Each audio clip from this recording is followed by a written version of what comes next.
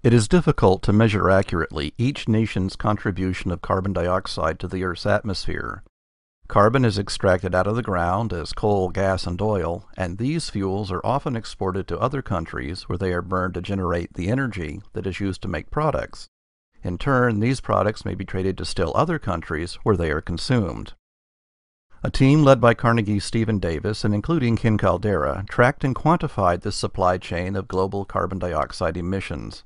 Traditionally, the carbon dioxide emitted by burning fossil fuels is attributed to the country where the fuels were burned.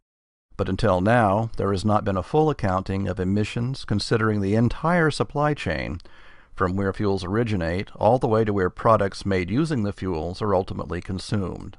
Policies seeking to regulate emissions will affect not only the parties burning fuels, but also those who extract fuels and consume products. No emissions exist in isolation, and everyone along the supply chain benefits from carbon-based fuels. The scientists base their analysis on fossil energy resources of coal, oil, natural gas, and secondary fuels traded among 58 industrial sectors and 112 countries in 2004. They found that fossil resources are highly concentrated and that the majority of fuel that is exported winds up in developed countries. Most of the countries that import a lot of fossil fuels also tend to import a lot of products. China is a notable exception to this trend. Davis and Caldeira say that their results show that enacting carbon pricing mechanisms at the point of extraction could be efficient and avoid the relocation of industries that could result from regulation at the point of combustion. Manufacturing of goods may shift from one country to another, but fossil fuel resources are geographically fixed.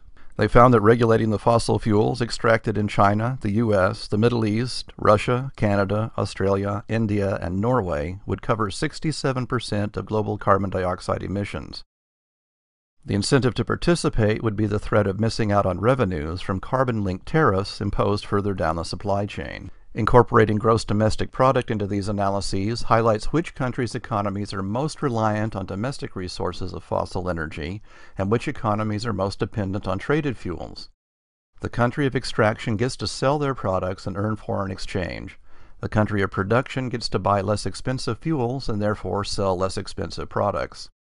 The country of consumption gets to buy products at lower cost. However, we all have an interest in preventing the climate risk that the use of these fuels entails. The research was published online by Proceedings of the National Academy of Sciences the week of October 17th. The Carnegie Institution has had over 100 years of extraordinary discoveries. To continue this tradition, Carnegie scientists need your support. For more information about this and other cool science, visit our website at carnegiescience.edu. This is John Strom.